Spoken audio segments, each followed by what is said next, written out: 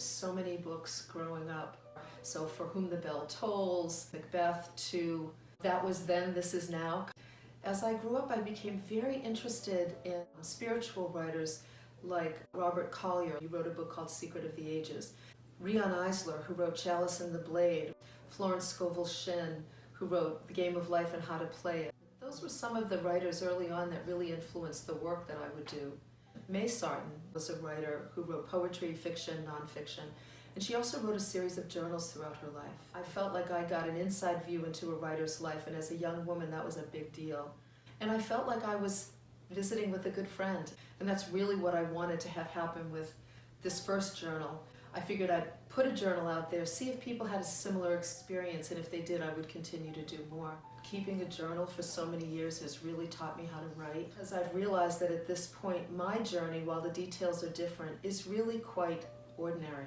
The more vulnerable I can be, the more I can kind of drill down into the truth of what's going on for me, the greater the chances are that I will tap into something universal, and the reader will see themselves in my words.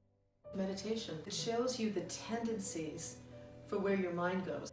Oh, I'm everywhere but right here, and all good writing comes from right here.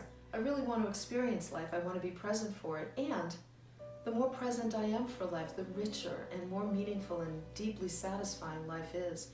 That's why I always say rescue an animal. They are an invitation to presence all the time. And then what I say to myself so that I can actually write. I say things to myself like, Cheryl, remember, all good writing isn't sitting at your computer writing. It's folding laundry, it's taking a walk, it's doing the dishes. Every book you start, you will always be visited by the committee of inner critics that tells you it's already been done. Who do you think you are? Nobody needs to hear this. Who wants to read about your life?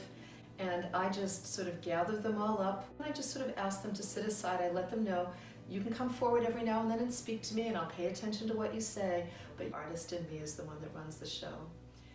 I recently took a flower arranging class. It really taught me about form and color, and it opened a door, a creative door in my mind that brought something different to my writing. I try to make a point every day of capturing one piece of beauty in a photograph that I can put into an album, so that I am able to go back and look at those moments. I think beauty is vital. I think it's underrated. To me, beauty gives us direct access to the divine.